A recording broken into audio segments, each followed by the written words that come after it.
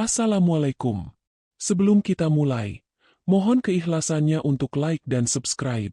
Semoga sahabat semua selalu diberi kesehatan, serta kelancaran dalam setiap urusan. Jangan lupa juga untuk absen di kolom komentar. Tuliskan dari kota mana sahabat mendengarkan. Sekarang, mari kita mulai ceritanya. Aku pulang lebih awal hari itu karena ingin membuat kejutan. Tidak ada alasan besar, hanya rindu yang tiba-tiba menumpuk di dada. Sejak 2 bulan terakhir, Bagas sering pulang malam. Katanya proyek kantor sedang gila-gilaan. Aku percaya. Aku selalu percaya. Karena Bagas pandai terlihat lelah dan tetap manis pada saat yang sama. Aku membayangkan ia membuka pintu dan mendapati aku sudah di rumah, membawa martabak kesukaannya. Lalu ia tersenyum, memelukku, dan untuk sekali ini kami makan bersama tanpa tergesa.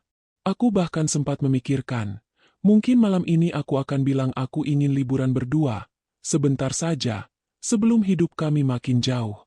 Namun bayangan itu runtuh begitu aku belok ke depan rumah. Ada mobil hitam terparkir tepat di depan pagar.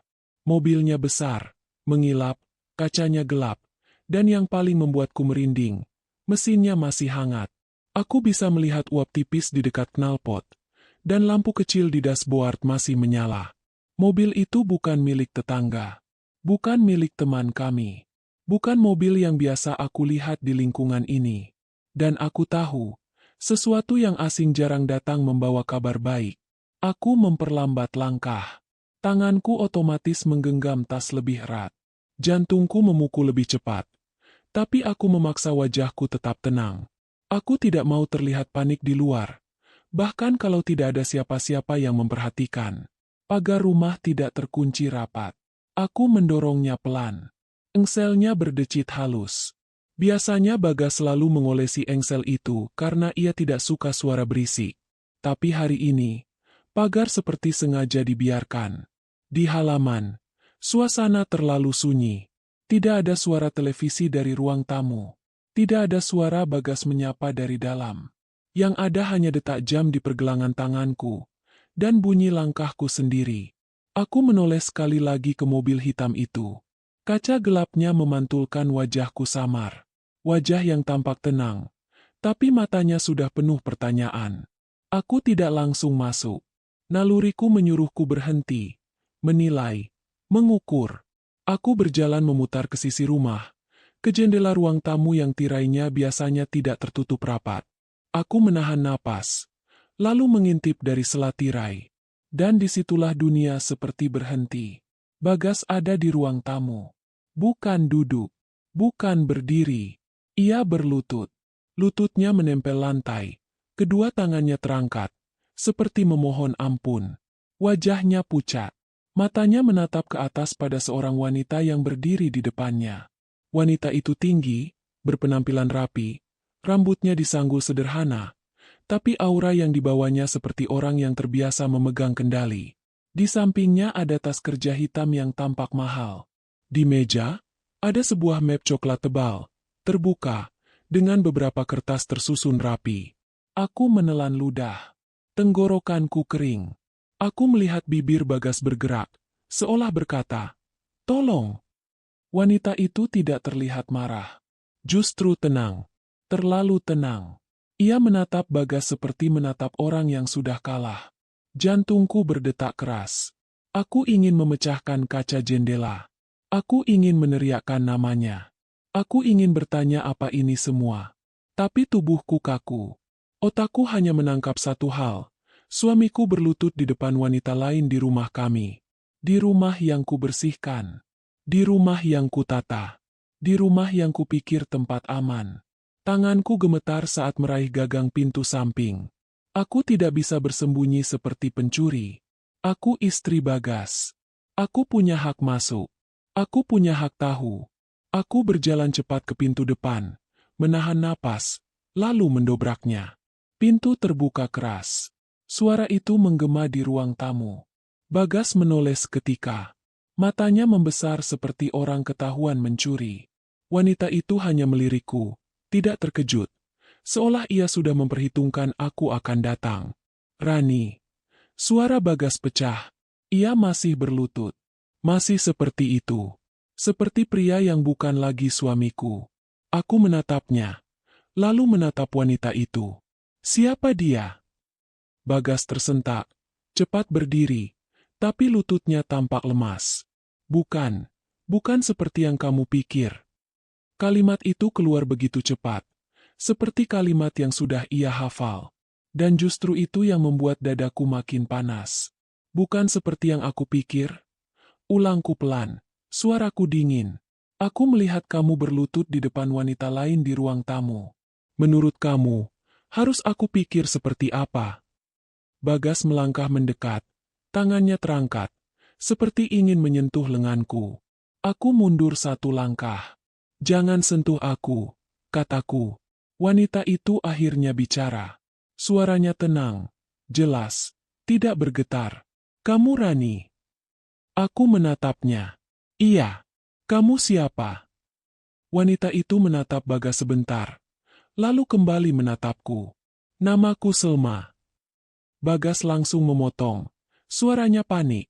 Rani, dia cuma urusan kerja. Selma tersenyum tipis. Kerja, ya. Aku menatap map coklat di meja. Ada kertas-kertas dengan cap dan tanda tangan. Aku tidak bisa membaca jelas dari jarak ini, tapi aku melihat satu hal yang membuat kepalaku berdenyut. Ada kertas yang sudah ditanda tangani. Aku melangkah mendekat ke meja. Bagas langsung menyusul, berusaha menghalangi. Jangan, Rani, katanya cepat. Aku berhenti dan menatapnya. Kenapa? Kamu takut aku baca? Bagas terdiam sepersekian detik. Dan sepersekian detik itu cukup untuk menjawab semuanya. Aku menarik napas panjang, lalu menggeser Bagas dengan bahu. Tidak kasar, tapi tegas. Aku melihat map itu. Ada beberapa lembar. Salah satunya bertuliskan, pernyataan, di bagian atas. Ada juga salinan KTP Bagas. Ada angka-angka yang tampak seperti nominal. Ada kata, jaminan, dan penyerahan. Tangan kiriku dingin. Bagas. Suaraku pelan. Apa ini? Bagas berkedip cepat. Aku bisa jelasin. Selma menutup map itu pelan. Seolah menutup peti mati. Tidak perlu banyak jelaskan. Bagas. Kamu sudah memilih cara tercepat. Aku menatap Selma tajam. Cara tercepat apa? Selma melangkah satu langkah mendekat. Wajahnya tetap tenang. Tapi matanya tajam, seperti pisau yang disimpan di balik kain halus. Kamu pikir aku datang untuk merebut suamimu? Tanyanya. Kalau iya, kamu terlalu meremehkan masalah ini. Bagas memejamkan mata. Nafasnya berat. Ia tampak seperti orang yang ingin menghilang. Aku menelan ludah. Lalu kamu datang untuk apa? Selma menatapku lama. Suara hujan dari luar terdengar samar. Padahal cuaca cerah. Atau mungkin itu hanya darah di telingaku yang berdengung. Selma berkata pelan, jelas, dan kalimatnya seperti jatuh satu persatu ke lantai. Aku cuma menagih janji yang dia buat sebelum menikah. Dadaku ambruk. Aku menatap Bagas. Wajahnya pucat, bibirnya bergetar, matanya memohon. Rani, dengar aku, katanya. Suaranya pecah. Aku terpaksa. Aku tersenyum tipis, tapi senyumku kosong. Terpaksa apa? Terpaksa berlutut? Terpaksa menandatangani? Atau terpaksa berbohong padaku selama ini? Bagas tidak menjawab. Ia hanya berdiri di sana, seperti pria yang baru kehilangan semua alasan. Dan saat itu, aku sadar, kejutan yang kubawa pulang hari ini bukan martabak. Kejutan itu adalah kebenaran. Dan kebenaran itu sudah terlanjur masuk ke rumahku. Aku tidak tahu berapa lama kami berdiri saling menatap di ruang tamu. Waktu seperti menetes pelan, bukan lewat jam, tapi lewat detak jantung yang semakin keras. Bagas masih tampak ingin menjelaskan. Selma tampak seperti orang yang sudah selesai. Dan aku berada di tengah, mencoba menahan diri agar tidak meledak. Ada masa dalam hidup seseorang ketika amarah sebenarnya paling pantas diluapkan. Dan ini salah satunya. Tapi aku memilih diam. Bukan karena aku lemah, melainkan karena aku tahu, kalau aku berteriak, mereka akan punya alasan menutup pembicaraan dengan kata emosi. Kalau aku mengamuk, mereka akan mengalihkan fokus dari fakta ke sikapku. Aku tidak mau itu. Aku menarik napas, lalu menatap Selma. Kamu datang menagih janji. Janji apa? Selma menatap Bagas, seolah meminta izin untuk bicara. Bagas cepat menggeleng kecil. Itu gerakan yang nyaris tidak terlihat, tapi cukup untuk menyakitiku. Jadi bahkan sekarang, Bagas masih memilih menyembunyikan sesuatu dariku. Selma tersenyum tipis, lalu meletakkan tas kerjanya di sofa. Aku akan bicara sebatas yang perlu, katanya. Kamu istri sah. Kamu berhak tahu. Tapi ini juga menyangkut hal-hal yang Bagas ingin tutup. Aku menatap Bagas. Dia ingin tutup banyak hal. Bagas mengusap wajahnya. Suaranya rendah. Rani, tolong, jangan seperti ini. Seperti apa? Tanyaku pelan. Seperti istri yang menuntut kejujuran. Bagas menelan ludah. Selma membuka map coklat itu lagi. Ia mengeluarkan satu lembar kertas. Menaruhnya di meja dengan hati-hati. Aku melihat cap, angka, dan beberapa kalimat hukum yang membuat mataku tidak nyaman. Tapi satu frasa menyala jelas. Pengalihan jaminan. Aku menunduk membaca lebih dekat. Ini apa? Selma menjawab datar. Dokumen perjanjian. Bagas punya kewajiban yang belum selesai. Dan malam ini, ia menyelesaikannya dengan menandatangani ini. Aku menatap Bagas. Pelan. Kewajiban apa? Bagas mengangkat tangan, seperti ingin menenangkan.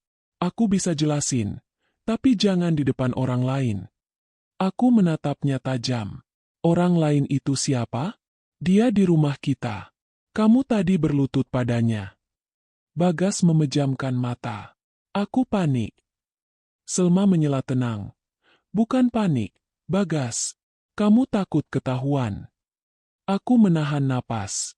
Kata-kata Selma menusuk dengan cara yang tidak berisik, tapi mematikan.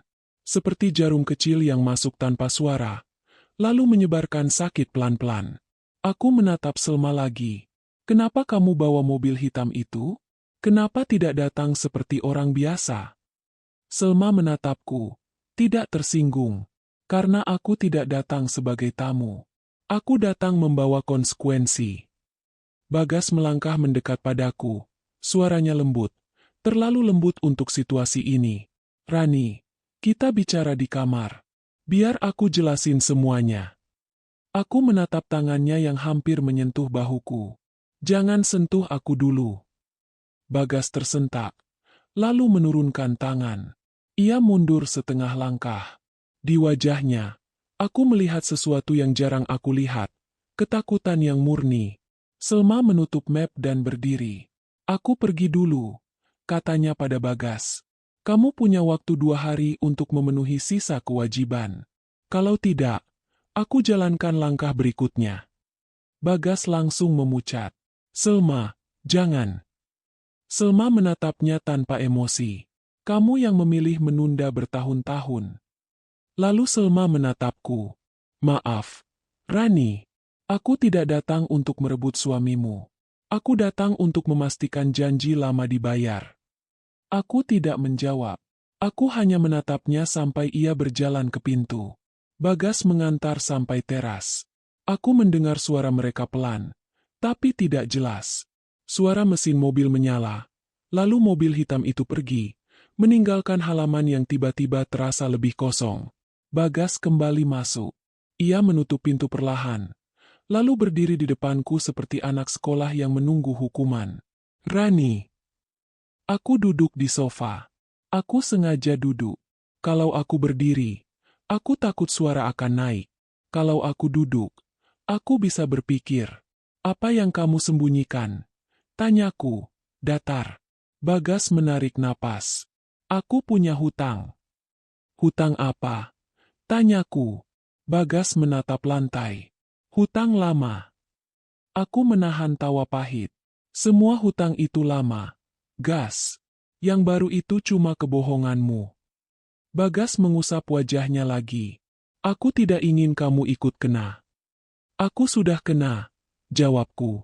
Dia datang ke rumahku, di ruang tamuku, dan kamu berlutut. Bagas mendadak duduk, memegang kepalanya. Aku tidak punya pilihan. Aku menatapnya lama.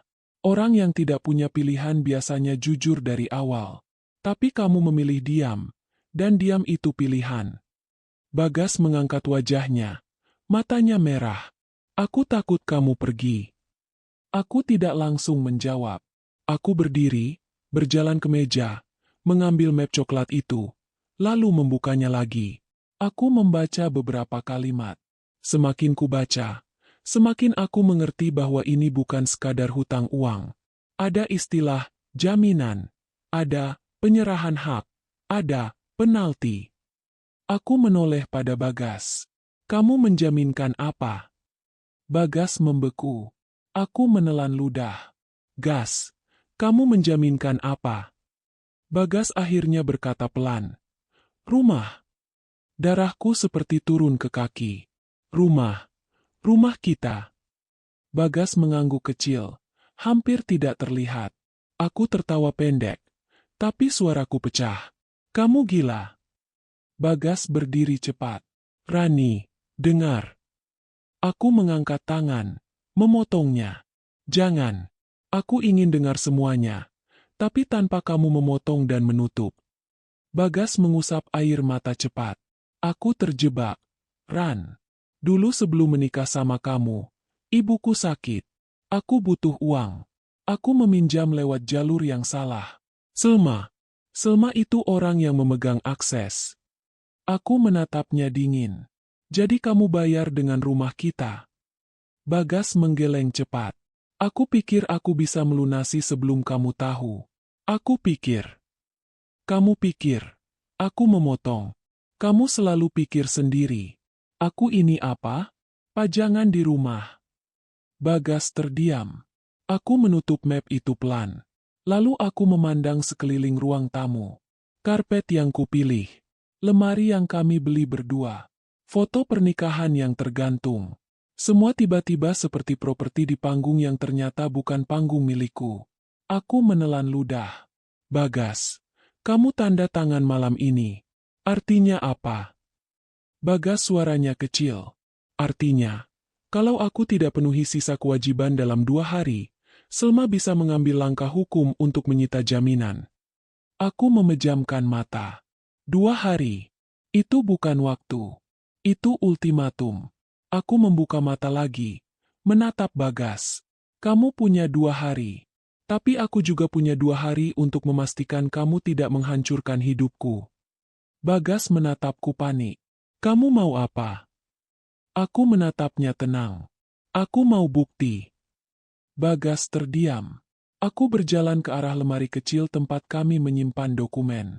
Bagas langsung mengikuti. Seperti takut aku menemukan sesuatu. Aku membuka laci dan menarik beberapa map. Ada buku tabungan. Ada dokumen asuransi. Ada surat-surat rumah. Aku mengambil buku tabungan atas namaku. Membuka halaman terakhir. Angkanya jauh lebih kecil dari yang seharusnya. Aku menatap Bagas pelan. Kamu ambil uangku. Bagas memejamkan mata. Aku pinjam. Kamu pinjam tanpa izin, kataku. Itu bukan pinjam. Itu mengambil. Bagas berbisik. Aku akan ganti. Aku tersenyum tipis. Kamu akan ganti dengan apa? Gas?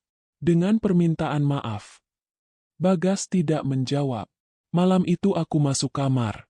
Mengunci pintu. Bagas mengetuk beberapa kali. Memanggil namaku. Aku tidak membuka. Bukan karena aku ingin menghukumnya. Tapi karena aku butuh ruang untuk berpikir. Aku duduk di tepi ranjang. Memandangi ponsel. Otakku menyala. Aku mengingat mobil hitam tadi. Aku mengingat cara Selma bicara. Ia bukan wanita yang sekadar datang menagih. Ia tahu cara membuat orang berlutut. Artinya, ia juga tahu celah hukum. Aku membuka galeri. Mencari foto plat mobil hitam itu. Untungnya, sebelum masuk tadi, Aku sempat memotret diam-diam. Angka dan hurufnya jelas. Aku simpan, lalu mengirimkannya ke sahabatku, Raka, yang bekerja di bagian administrasi kantor hukum. Pesanku singkat. Ra, aku butuh bantuan. Tolong cek plat ini. Dan cari tahu siapa Selma. Beberapa menit kemudian, Raka membalas. Kamu aman? Besok kita ketemu. Jangan tanda tangan apapun. Aku memejamkan mata. Tangisku turun pelan, tanpa suara.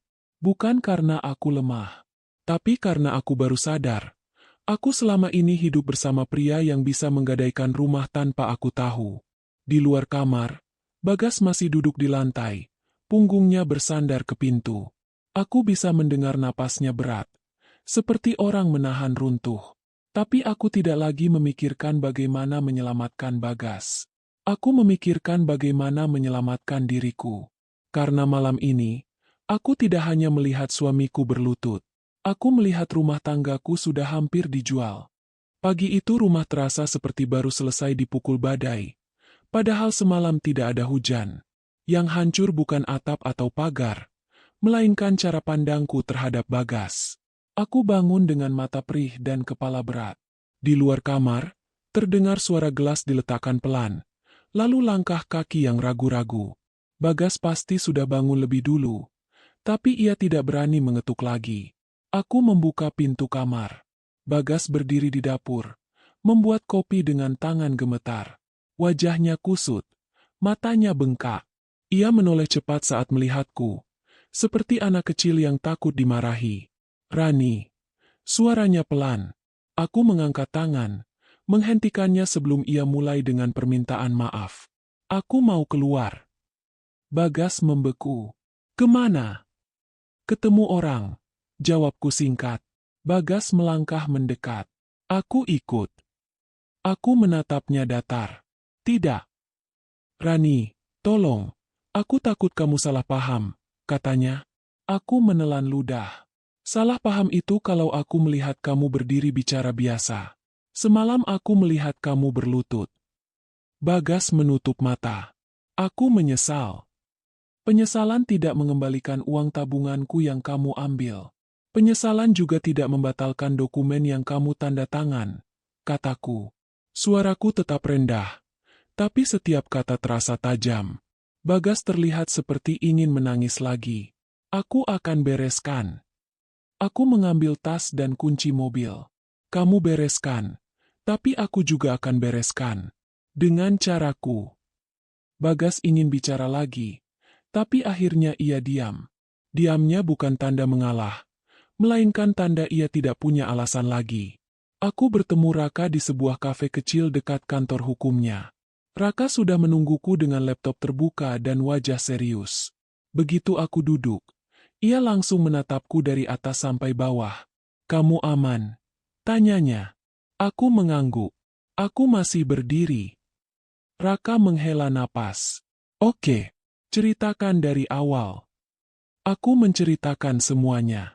Mobil hitam. Bagas berlutut. Dokumen. Ultimatum 2 hari. Tabunganku yang berkurang. Raka mendengarkan tanpa menyela. Semakin lama, wajahnya semakin gelap. Begitu aku selesai, Raka memutar laptopnya menghadapku. Aku sudah cek plat mobil itu. Terdaftar atas nama perusahaan leasing. Mobil operasional. Dipakai oleh seorang konsultan hukum bernama Selma Nadine. Aku menahan napas. Konsultan hukum. Raka mengangguk. Bukan orang sembarangan. Dia punya jaringan. Dan dari yang aku lihat, dia sering terlibat urusan penagihan dan restrukturisasi aset. Bahasa halusnya begitu. Praktiknya, kadang kasar. Aku menggigit bibir. Berarti Bagas benar-benar masuk jebakan. Bukan cuma jebakan, kata Raka pelan. Kalau dia menandatangani pengalihan jaminan rumah tanpa persetujuan pasangan, itu bisa jadi cacat. Tapi tergantung status rumahnya atas nama siapa. Aku menelan ludah. Rumah itu atas nama Bagas. Tapi aku ikut bayar cicilan renovasi, dan ada bukti transfer. Raka mengangguk. Bagus. Kita kumpulkan semuanya. Aku memandang Raka. Kamu bisa bantu aku. Raka menatapku tegas. Aku tidak akan membiarkan kamu dihancurkan. Kalimat itu membuat dadaku sedikit lebih lapang. Aku sudah lama tidak mendengar nada pasti seperti itu di rumah. Raka membuka folder di laptop. Tapi ada hal lain. Aku cari nama Selma dan menemukan satu catatan menarik. Apa? Tanyaku cepat. Raka menatapku sejenak, lalu berkata pelan. Selma pernah mengurus kasus keluarga yang mirip, dan salah satu nama yang muncul sebagai pihak pendamping, Bu Marni. Dadaku berdegup keras. Ibunya Bagas. Raka mengangguk. Iya. Aku membeku. Jadi ini bukan hanya urusan Bagas. Ada kemungkinan Bu Marni terlibat. Mungkin bahkan sejak awal. Aku menelan ludah. Jadi Bagas berlutut bukan cuma karena hutang, tapi karena ada sesuatu yang lebih besar. Raka menatapku. Itulah yang perlu kita cari tahu. Kamu harus kuat, Ran. Karena kalau ibu mertuamu terlibat, permainan mereka biasanya rapi. Aku mengangguk. Meski jantungku berdegup, aku pulang ke rumah dengan kepala penuh rencana, bukan tangis. Sesampainya di rumah, Bagas sedang duduk di ruang tamu. Map coklat itu ada di meja, tertutup. Ia menatapku seperti orang yang menunggu vonis. Kamu kemana? Tanyanya pelan. Aku ketemu Raka. Jawabku jujur. Bagas langsung tegang. Raka? Untuk apa? Aku meletakkan tas. Menatapnya lurus. Untuk tahu siapa Selma. Bagas memucat. Kamu tidak perlu libatkan orang lain. Aku tertawa kecil. Tanpa bahagia. Kamu sudah libatkan orang lain ketika kamu membawa Selma ke ruang tamu kita. Bagas menunduk. Aku tidak punya pilihan. Aku menatap map itu. Kamu bilang kamu punya hutang untuk ibumu. Dulu sebelum menikah. Seberapa besar? Bagas menggeleng. Tidak besar, dulu. Sekarang, tanyaku. Bagas menggigit bibir. Besar. Aku menahan napas. Dan ibumu tahu. Bagas terdiam terlalu lama. Aku mendekat. Suaraku pelan. Bagas. Yo. Bagas akhirnya berkata. Ibu tahu. Aku merasakan panas menyebar di dada. Dan dia membiarkan kamu menjaminkan rumah kita. Bagas cepat mengangkat wajah. Ibu bilang ini cara cepat. Dia bilang setelah selesai. Semuanya aman. Aku tertawa pahit lagi. Ibu bilang, kamu selalu ikut apa kata ibumu. Bagas memejamkan mata. Aku hanya ingin menolong. Kamu menolong ibumu dengan mengorbankan aku, kataku pelan. Bagas berdiri, mendekat. Tidak, aku tidak berniat mengorbankanmu. Tapi kamu sudah melakukannya. Jawabku, tanpa berniat pun, hasilnya sama. Saat itu, ponsel Bagas berdering. Nama yang muncul di layar membuatku terpaku. Ibu. Bagas menatapku. Ragu. Angkat. Kataku. Bagas menelan ludah. Lalu mengangkat. Halo, Bu. Suara Bu Marni terdengar keras meski tidak di speaker. Karena nada suaranya tajam. Kamu sudah tanda tangan, kan? Bagas melirikku cepat. Sudah. Aman. Jangan banyak bicara sama Rani. Kata Bu Marni, perempuan itu gampang panik. Kalau dia panik, dia bikin ribut. Aku membeku. Jadi Bu Marni bukan hanya tahu. Ia mengatur. Bagas berbisik. Tapi Rani sudah tahu. Di seberang, Bu Marni terdengar mendengus. Ya sudah, kamu tenangkan. Bilang saja itu urusan kerja. Jangan kasih dia lihat apapun. Dan jangan bodoh. Jangan sampai Selma marah. Bagas menutup mata. Suaranya kecil. Bu, aku capek. Capek itu urusan kamu, kata Bu Marni dingin. Yang penting selesai. Kamu mau keluarga kita malu. Telepon ditutup. Aku menatap Bagas. Suaraku turun. Lebih pelan dari bisikan. Jadi ini tentang malu. Bagas terlihat ingin menangis lagi. Aku terjebak. Aku mengangguk pelan. Iya, kamu terjebak. Tapi kamu juga menyeretku masuk. Aku berjalan ke kamar, mengambil buku tabunganku dan map bukti transfer. Aku kembali ke ruang tamu dan meletakkannya di meja.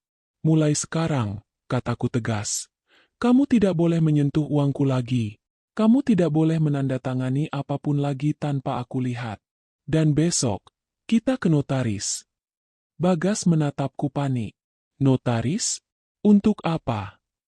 Untuk memastikan dokumen semalam bisa dibatalkan atau ditahan. Jawabku. Dan kalau tidak bisa, maka aku akan melindungi diriku dengan cara lain. Bagas memegang kepalanya. Rani, aku takut. Aku menatapnya tanpa emosi. Aku juga. Tapi aku lebih takut kalau aku diam. Malam itu, aku tidur dengan satu keputusan di dalam dada. Selma bukan datang untuk cinta. Bu Marni bukan sekadar mertua yang ikut campur. Dan Bagas bukan korban sepenuhnya.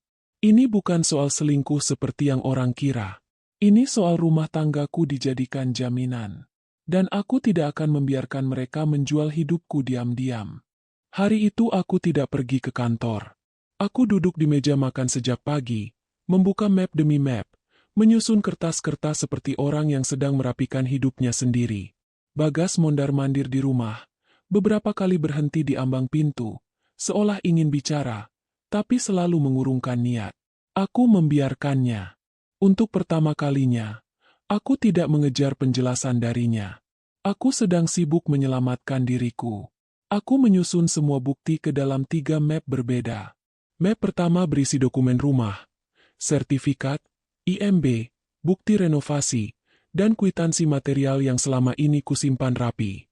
Map kedua berisi keuangan, buku tabunganku, bukti transfer, mutasi rekening yang menunjukkan uang keluar tanpa izinku. Map ketiga berisi kronologi, tanggal malam mobil hitam datang, jam Bagas menandatangani dokumen, hingga ancaman 2 hari dari Selma. Aku menulis semuanya dengan tangan, pelan dan rapi. Setiap detail kecil aku catat. Aku tahu, dalam urusan seperti ini, yang kalah bukan orang yang salah, tapi orang yang tidak siap. Bagas akhirnya duduk di seberang meja, menatap map-map itu dengan wajah lelah. Kamu seperti mau perang, katanya lirih. Aku tidak mengangkat kepala. Memang. Bagas terdiam.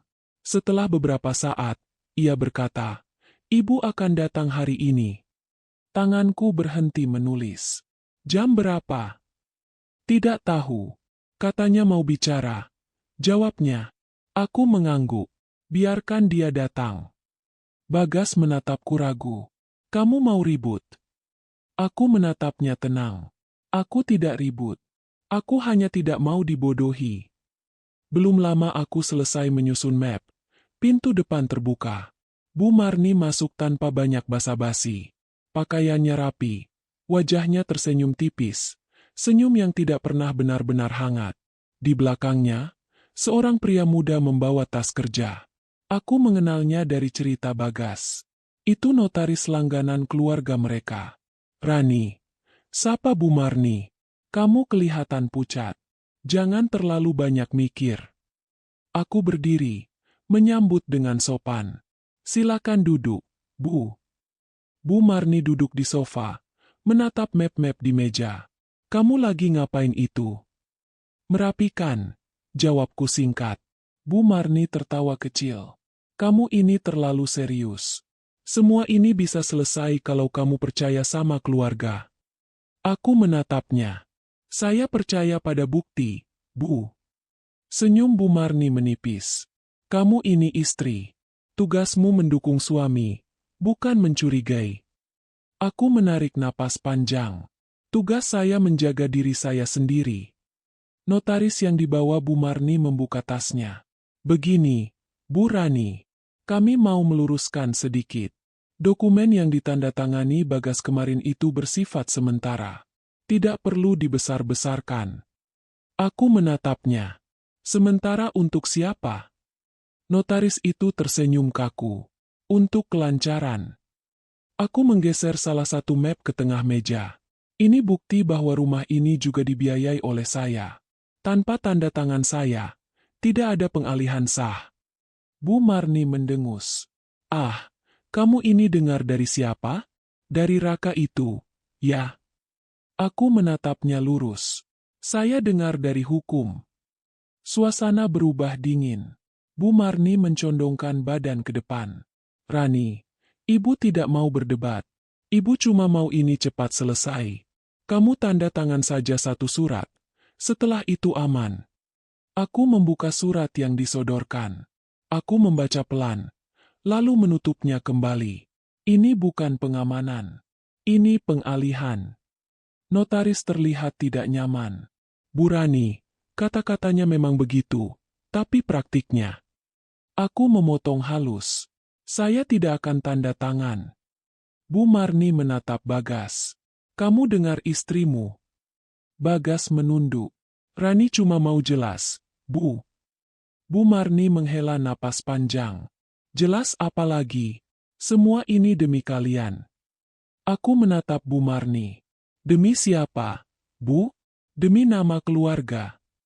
Bu Marni terdiam sepersekian detik. Cukup lama untuk menunjukkan bahwa aku tepat sasaran. Rani, katanya lebih pelan. Kamu perempuan pintar. Jangan hancurkan rumah tanggamu sendiri. Aku tersenyum tipis. Rumah tangga saya sudah hampir dihancurkan diam-diam. Bu Marni berdiri. Kalau kamu keras kepala, kamu akan menyesal. Aku menatapnya tanpa gentar. Saya lebih menyesal kalau saya diam. Bu Marni pergi dengan wajah tegang. Notaris itu menyusul. Terlihat canggung. Pintu tertutup. Rumah kembali sunyi. Tapi sunyinya kini terasa lebih jelas. Bagas terduduk. Wajahnya pucat. Kamu bikin ibu marah. Aku duduk di seberangnya. Bagas, ibumu tidak marah karena aku kasar. Dia marah karena rencananya terganggu. Bagas menutup wajahnya. Aku tidak tahu harus berdiri di mana. Aku menatapnya lama. Di sisi kebenaran. Sore itu aku dan Bagas pergi ke notaris lain. Notaris independen. Aku menyerahkan semua dokumen dan kronologi. Notaris itu membaca lama, lalu menghela napas. Bu Rani, katanya akhirnya. Dokumen yang ditandatangani suami ibu memang berbahaya. Tapi masih ada celah. Bisa ditahan sementara, asal ibu bergerak cepat. Aku menelan ludah. Apa yang harus saya lakukan? Blokir aset bersama. Buat pernyataan keberatan resmi. Dan satu hal lagi, katanya menatapku serius. Jangan percaya siapapun yang punya kepentingan. Aku mengangguk. Saya sudah belajar. Malamnya, saat kami pulang, ponselku bergetar. Pesan dari nomor tidak dikenal. Kamu terlalu jauh. Hentikan, atau kamu akan kehilangan segalanya. Tanganku gemetar sesaat. Lalu aku menarik napas panjang. Aku menunjukkan pesan itu pada Bagas. Bagas membeku. Itu dari Selma. Aku mengangguk. Aku tahu. Aku membalas pesan itu dengan satu kalimat saja. Saya hanya mengambil hak saya. Tidak lama kemudian, ada panggilan masuk dari Selma. Aku mengaktifkan perekam sebelum mengangkat. Rani, suara Selma tenang. Kamu membuat semuanya sulit. Aku menjawab pelan. Kamu yang datang ke rumahku membawa dokumen. Selma tertawa kecil. Bagas sudah sepakat. Tanpa persetujuan saya. Jawabku. Selma terdiam sejenak. Kamu perempuan cerdas. Jangan bikin ini jadi buruk. Aku menatap keluar jendela. Melihat malam turun pelan. Yang buruk sudah terjadi. Saya hanya membereskan. Telepon ditutup. Aku menyimpan rekaman itu dengan rapi. Aku menamai filenya. Bukti 4. Aku berdiri di depan cermin malam itu. Menatap wajahku sendiri. Aku terlihat lelah. Tapi mataku berbeda. Ada ketegasan yang belum pernah ada sebelumnya. Perang ini tidak berisik. Tidak ada teriakan. Tidak ada air mata di depan mereka. Tapi aku sedang mengunci semua celah. Dan begitu semua celah tertutup, Giliran mereka yang tidak punya jalan keluar. Aku tidak lagi terbangun dengan panik. Sejak perang sunyi itu dimulai, ada satu hal yang berubah di dalam diriku. Aku berhenti berharap mereka berhenti dengan sukarela. Aku tahu, orang-orang seperti Bu Marni dan Selma tidak pernah mundur karena rasa bersalah. Mereka mundur karena jalur mereka tertutup. Pagi itu aku duduk di ruang kerja kecil, menyalakan laptop, dan membuka folder yang sudah kuberi nama aman. Isinya bukan kemarahan. Isinya bukti. Aku menyusun ulang semua rekaman, pesan, dokumen, dan catatan kronologi. Setiap file kuberi judul jelas, dengan tanggal dan jam. Aku tidak ingin ada celah sedikit pun untuk memelintir cerita. Bagas memperhatikanku dari pintu. Ia tidak lagi berani mendekat tanpa izin.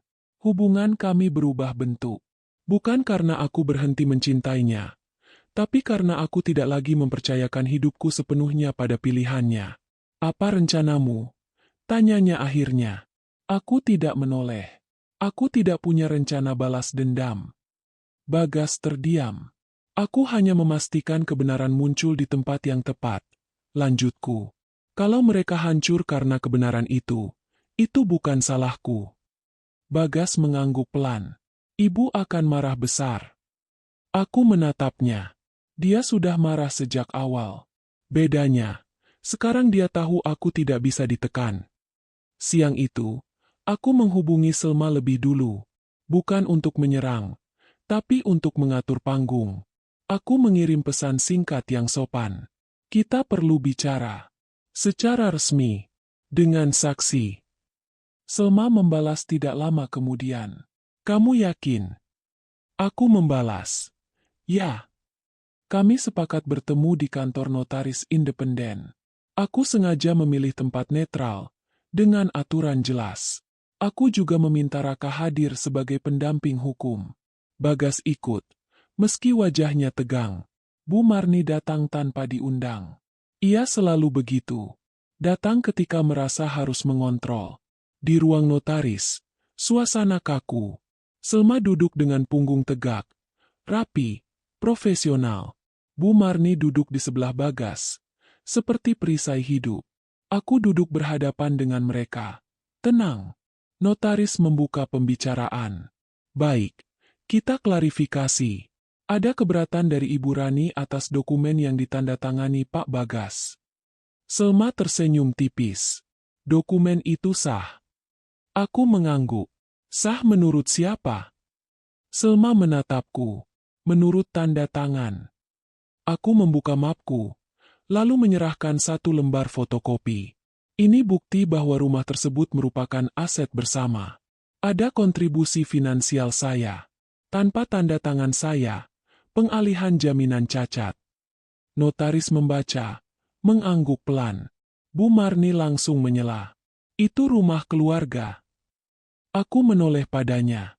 Kalau rumah keluarga, kenapa digunakan untuk membayar hutang pribadi? Bu Marni membeku sepersekian detik. Selma meliriknya cepat.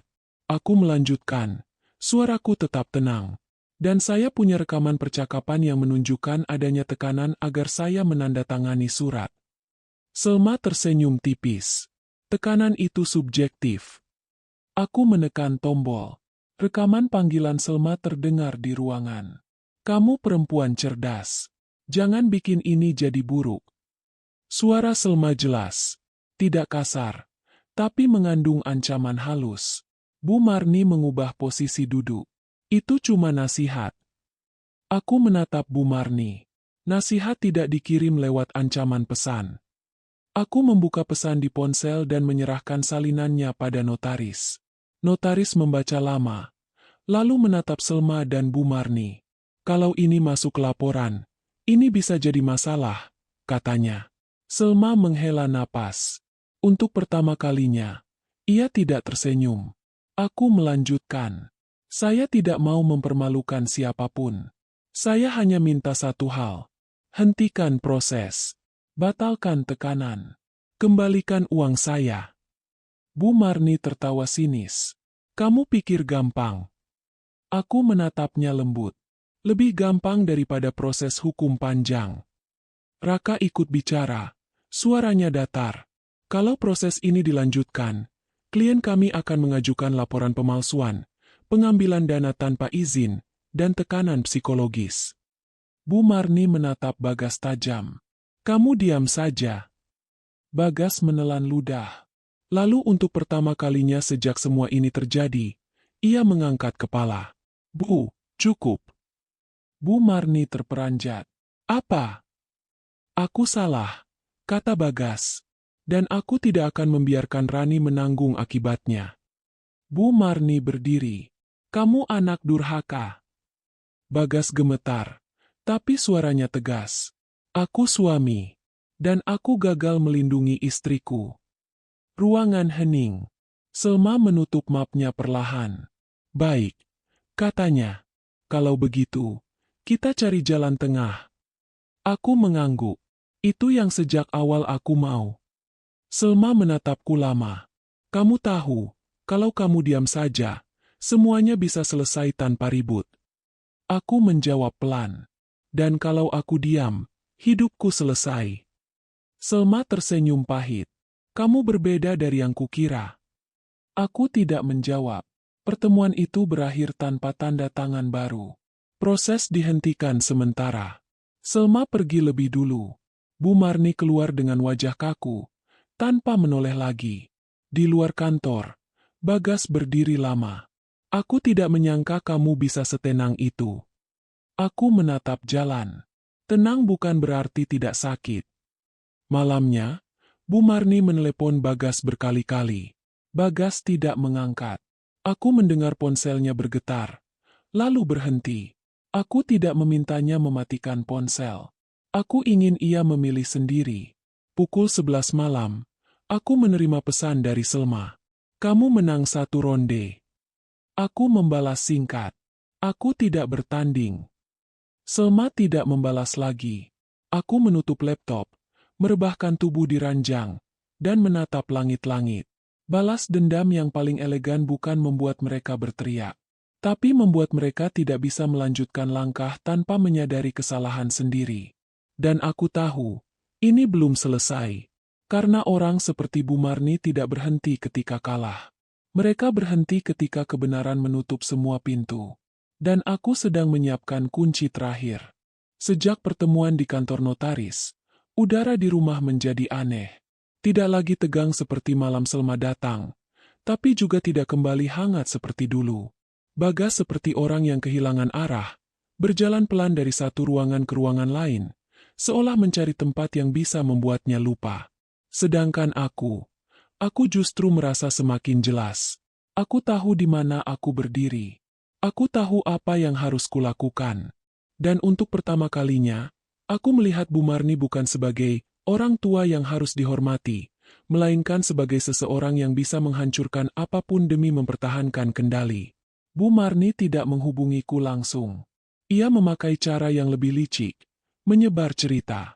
Mulanya aku tahu dari tetangga yang tiba-tiba menyapaku dengan nada terlalu manis, lalu menatapku dari ujung kepala sampai kaki. Lalu dari pesan masuk di grup keluarga, yang mendadak ramai dengan kalimat-kalimat samar. Kasihan Bagas, istrinya terlalu keras. Semoga keluarga kita tetap dijaga dari fitnah. Kalau ada masalah rumah tangga, jangan dibawa keluar. Aku membaca semuanya tanpa membalas. Aku tahu ini permainan. Mereka ingin aku terpancing. Mereka ingin aku terlihat seperti perempuan yang melawan keluarga. Dina datang sore itu, membawa 2 gelas es kopi dan wajah yang sudah siap marah. Bu Marni itu keterlaluan, katanya begitu duduk. Dia bilang kamu wanita ambisius yang mau ambil harta Bagas. Aku menatap Dina tenang. Biarkan. Dina membelalak. Biarkan. Aku mengangguk. Semakin banyak dia bicara, semakin banyak jejak. Dina terdiam, lalu menghela napas panjang. Oke, kamu benar. Tapi kamu harus siap, Ran. Ini baru awal. Aku tersenyum tipis. Aku sudah siap sejak malam Bagas berlutut. Malam itu, Bagas pulang membawa wajah seperti habis ditampar. Aku ketemu paman, katanya lirih. Dia bilang aku harus tegas sama kamu. Aku menatapnya.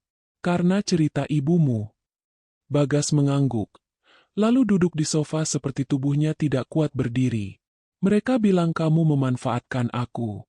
Mereka bilang kamu dipengaruhi Raka. Aku menarik napas panjang. Kamu percaya? Bagas menatapku. Matanya merah. Aku bingung. Aku menatapnya lama. Bagas, kalau kamu masih bisa bingung tentang siapa yang merampas uangku, siapa yang menjaminkan rumah kita, dan siapa yang mengundang Selma ke ruang tamu, berarti kamu belum benar-benar memilih. Bagas menutup wajahnya. Aku takut kehilangan keluargaku.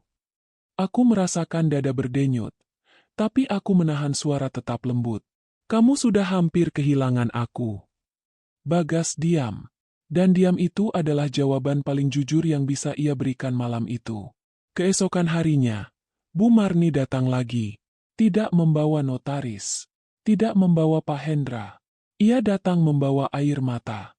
Ia duduk di sofa, menatap Bagas dengan wajah sedih yang dibuat-buat, lalu menatapku dengan mata merah.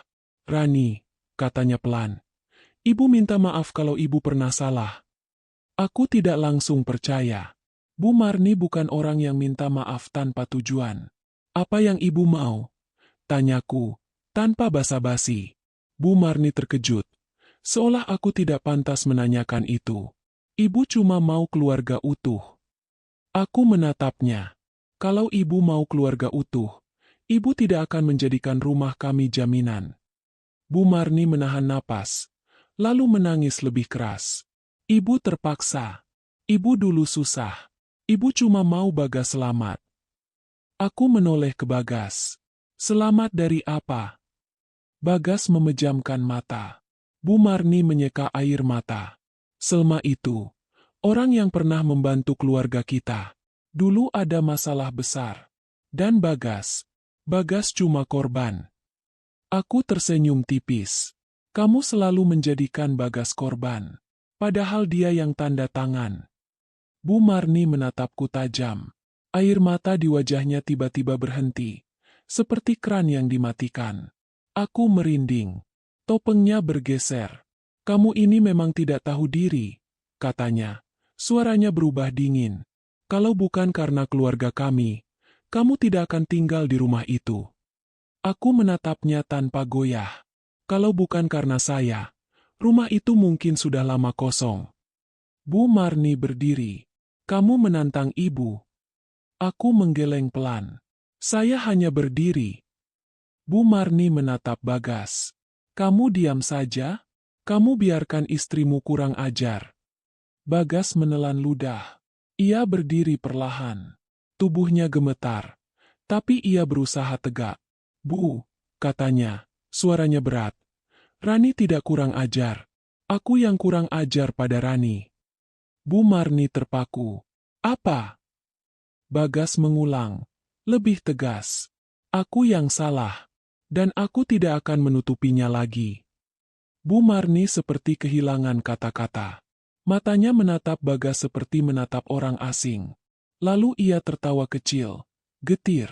Kamu pilih dia, katanya. Bagas menunduk. Aku pilih kebenaran. Bu Marni mengangkat tasnya, lalu berjalan ke pintu. Sebelum keluar, ia menoleh padaku dengan tatapan penuh racun. Kalau kamu pikir ini selesai, kamu salah, katanya pelan. Pintu tertutup. Dan aku tahu, ancaman itu bukan sekadar kata-kata. Malamnya, Selma mengirim pesan padaku. Ada yang perlu kamu tahu tentang Bu Marni. Aku menatap layar ponselku lama. Aku benci harus berhubungan lagi dengan Selma. Tapi aku juga paham. Selma memegang kunci. Ia tidak datang untuk cinta. Tapi ia tahu lebih banyak dari yang ia tunjukkan. Aku membalas. Bicara. Selma mengirim lokasi. Besok siang. Di sebuah kafe hotel. Keesokan siangnya aku datang bersama Dina. Selma sudah menunggu. Ia duduk rapi. Terlihat tenang seperti biasa. Tapi kali ini, matanya tidak sesantai dulu. Kamu sudah membuat Bu Marni terpojok, katanya tanpa basa-basi. Aku menatapnya. Itu bukan tujuan saya. Saya hanya menutup celah. Selma mengangguk. Iya.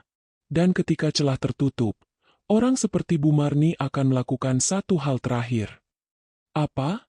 Tanya Dina, suaranya tajam. Selma menatap kami bergantian. Mereka akan mengeluarkan rahasia yang paling memalukan. Bukan untuk membuktikan mereka benar, tapi untuk membuat kamu ikut kotor. Aku menelan ludah. Rahasia apa? Selma menarik napas. Bagas tidak pernah cerita semuanya, kan? Aku menatap meja. Dia hanya bilang soal hutang. Selma menyandarkan punggung. Hutang itu bukan awal. Hutang itu akibat. Yang awal adalah sebuah perjanjian lama yang dibuat Bu Marni. Dan Bagas dijadikan alat. Dina membeku. Aku merasakan tangan dingin. Selma melanjutkan. Suaranya pelan tapi jelas. Bu Marni punya rahasia soal asal-usul Selma. Aku menatapnya tajam. Asal-usulmu. Selma menatapku balik. Untuk pertama kalinya, ada luka yang terlihat di matanya. Aku tidak datang untuk merusak rumah tanggamu, katanya. Aku datang karena aku juga mencari kebenaran. Dan Bu Marni menutupinya dengan cara yang kotor. Kalimat itu menggantung seperti awan hitam. Aku pulang dengan kepala penuh bayangan. Bagas menyambut dengan wajah cemas. Kamu kemana? Tanyanya. Aku menatapnya lama. Aku ketemu Selma. Bagas langsung pucat. Untuk apa? Aku berjalan mendekat. Suaraku rendah. Untuk tahu rahasia yang membuat kamu berlutut. Bagas menutup mata. Lalu menghela napas panjang. Rani, aku takut. Aku menatapnya. Kalau kamu takut, berarti itu benar. Bagas tidak menjawab. Dan saat itu aku tahu, twist besar itu sudah sangat dekat. Bukan sekadar hutang. Bukan sekadar aset. Ada sesuatu yang lebih gelap, yang selama ini ditutup rapat oleh Bu Marni. Dan ketika topeng itu jatuh, semua orang akan mulai menjauh. Termasuk aku. Malam itu aku tidak bisa tidur. Aku hanya memandangi Bagas yang berbaring membelakangi, seolah punggungnya adalah tembok terakhir yang menahan rahasia agar tidak keluar. Nafasnya berat, kadang tersendat, seperti orang yang sedang menahan sesuatu di dada. Aku ingin mengguncangnya dan memaksa ia bicara. Tapi aku sudah belajar, orang yang takut akan memilih diam sampai dipaksa oleh kenyataan. Dan kenyataan itu datang lebih cepat dari yang kukira. Pagi-pagi sekali, Dina datang ke rumah dengan wajah tegang. Ia tidak mengetuk lama. Ia menekan bel berkali-kali, seperti membawa kabar darurat. Aku membuka pintu dan Dina langsung menarik lenganku. Ran, kita harus bergerak sekarang, katanya cepat. Ada apa? Tanyaku. Dina mengeluarkan ponselnya, menunjukkan layar. Di sana ada foto dokumen yang dikirim Raka tadi subuh. Judulnya membuat mataku langsung kering. Akta pengakuan anak. Di bawahnya tertera 2 nama. Satu nama membuatku mati rasa. Selma Nadine. Dan di bagian lain, tertulis nama yang selama ini kupanggil mertua. Marni S. Aku menatap Dina. Lalu menatap dokumen itu lagi. Ini, apa? Dina menelan ludah. Raka menemukan arsip yang terkait perjanjian lama. Dan Ran. Selma bukan orang asing. Aku merasakan lututku lemas. Maksudmu? Dina memejamkan mata. Selma itu, anak Bu Marni. Kepalaku berdengung. Aku menutup mulut, menahan suara yang hampir keluar. Di dalam rumah, Bagas muncul dari kamar dengan wajah bingung. Ada apa? Tanyanya. Aku menatapnya. Suaraku pelan tapi tajam. Bagas, Selma itu siapa buat kamu? Bagas membeku. Wajahnya langsung pucat. Dina menatapnya tanpa ampun. Detik itu aku melihatnya. Jelas. Ketakutan yang sama seperti malam ia berlutut. Bagas menelan ludah. Rani. Jawab. Kataku. Bagas menutup mata. Lalu duduk di kursi. Bahunya jatuh. Suaranya pecah. Dia, saudara. Duniaku seperti runtuh pelan. Bukan karena terkejut, tapi karena semua potongan akhirnya menyatu. Bagas berlutut bukan karena cinta. Bukan karena selingkuh. Tapi karena rasa takut pada rahasia yang jauh lebih busuk. Aku menelan ludah. Saudara tiri. Bagas mengangguk kecil. Dina menghela napas keras. Jadi Bu Marni selama ini. Bagas memotong. Suaranya bergetar. Ibu menutupinya. Aku duduk perlahan. Kenapa Selma menagih janji? Janji apa? Bagas menatapku. Matanya basah. Ibu pernah membuat perjanjian. Dulu, sebelum aku dewasa. Aku menahan napas. Perjanjian apa? Bagas mengusap wajahnya. Ibu menjanjikan sesuatu pada Selma supaya Selma diam. Supaya Selma tidak muncul, tidak menuntut, tidak merusak nama keluarga. Aku menatap Dina, lalu kembali pada Bagas. Dan, sesuatu, itu adalah rumah. Bagas mengangguk. Air matanya jatuh. Ibu bilang itu satu-satunya cara. Aku harus menandatangani supaya semuanya cepat. Ibu bilang kalau Selma bicara, keluarga kita hancur. Aku tertawa pendek. Pahit. Keluarga kalian sudah hancur. Bagas. Kalian cuma menutupinya pakai karpet. Bagas menangis pelan. Aku takut kamu meninggalkanku. Aku menatapnya dingin. Kamu lebih takut reputasi ibumu rusak daripada aku hancur. Kalimat itu membuat Bagas tersentak.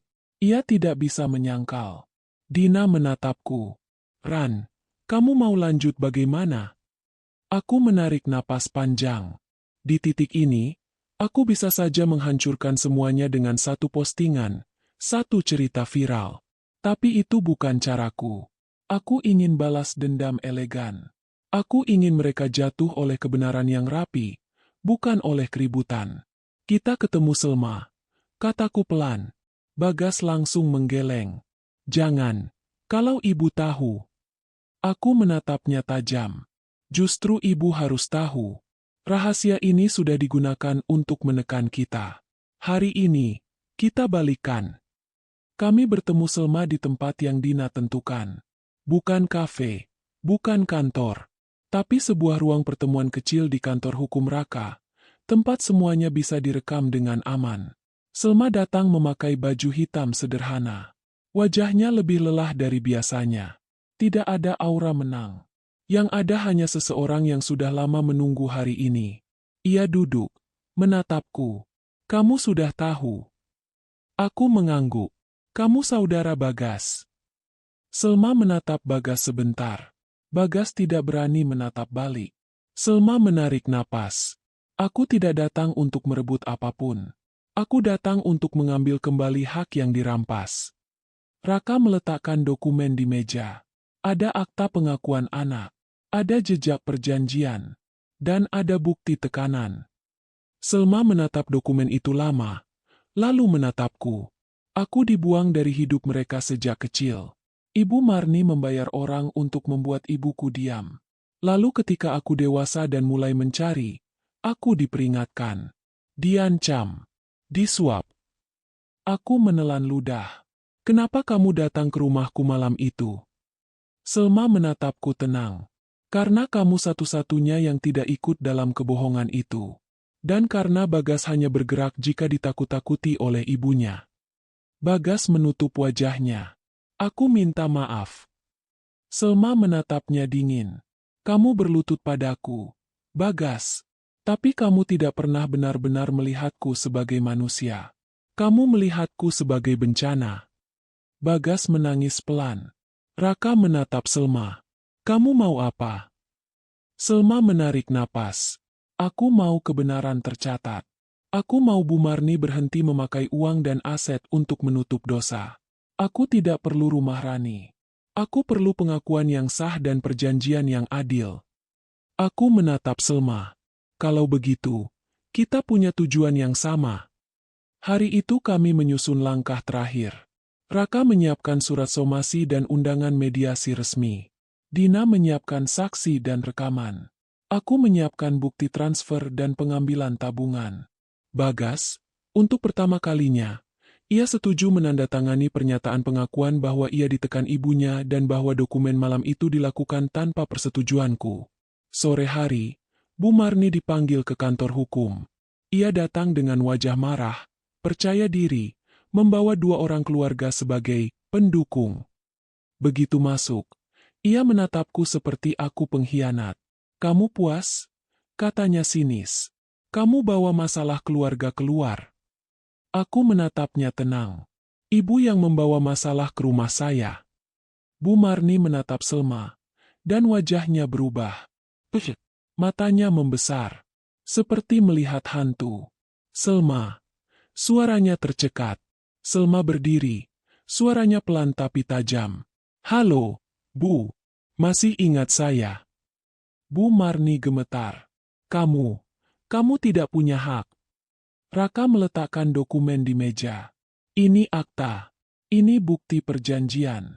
Dan ini bukti tekanan. Jika tidak ada kesepakatan, proses hukum jalan." Bu Marni menatap Bagas. Kamu ikut mereka." Bagas berdiri. Suaranya bergetar, tapi tegas. "Bu, cukup." Bu Marni menangis. Tapi tangisnya tidak lagi punya kuasa. "Kamu mau hancurkan ibu." Bagas menelan ludah. "Ibu yang menghancurkan semuanya sejak awal." Kalimat itu membuat Bu Marni seperti kehilangan tulang. Ia duduk, menutup wajah. Untuk pertama kalinya, ia tampak tua. Bukan ratu keluarga. Hanya manusia yang dikejar kebohongannya sendiri. Aku menatapnya tanpa senyum. "Bu, saya tidak mau mempermalukan ibu. Saya hanya mau hak saya kembali dan nama saya bersih. Saya tidak mau hidup saya dijadikan alat." Bu Marni mengangkat wajah. Matanya merah. "Aku menyesal." Selma menatapnya dingin. "Penyesalan tidak mengembalikan masa kecil saya." Raka mengetuk meja pelan. Kesepakatan sederhana. Bu Marni menghentikan segala proses jaminan rumah Rani. Mengembalikan dana yang diambil. Menandatangani pengakuan dan mediasi keluarga secara sah. Jika tidak, jalur hukum. Bu Marni menangis lebih keras. Tapi kali ini, tidak ada yang langsung luluh. Karena semua orang akhirnya tahu, air mata itu bukan kebenaran. Itu kebiasaan. Akhirnya Bu Marni menandatangani. Tangan Bu Marni gemetar saat pena menyentuh kertas. Dan saat tanda tangannya selesai, aku merasakan sesuatu yang ringan jatuh dari dadaku. Bukan karena aku menang, tapi karena aku tidak lagi dikendalikan. Di luar kantor, matahari sore memantul di kaca gedung. Bagas berdiri di sampingku. Wajahnya hancur. "Rani," katanya pelan, "aku benar-benar minta maaf." Aku menatapnya lama. "Maafmu tidak membuat aku kembali seperti dulu." Bagas menelan ludah. "Kamu mau pergi?" Aku menarik napas panjang. Aku belum tahu. Aku menoleh pada Selma. Ia berdiri beberapa langkah dari kami, memandang jalan dengan mata yang tidak lagi penuh api, tapi masih penuh luka. Selma menatapku, lalu berkata pelan, "Aku tidak benci kamu, Rani. Aku benci kebohongan." Aku mengangguk. "Aku juga." Dan disitulah twist itu menutup semuanya. Kalimat Bagas malam itu memang benar. "Bukan seperti yang kamu pikir." Aku pikir itu perselingkuhan. Ternyata itu jauh lebih kejam. Itu rahasia keluarga yang dibayar dengan hidupku. Namun pada akhirnya, balas dendamku bukan menghancurkan mereka dengan teriakan. Balas dendamku adalah membuat kebenaran berdiri, membuat mereka menandatangani konsekuensi, dan membiarkan mereka menanggung penyesalan yang tidak bisa dibeli lagi.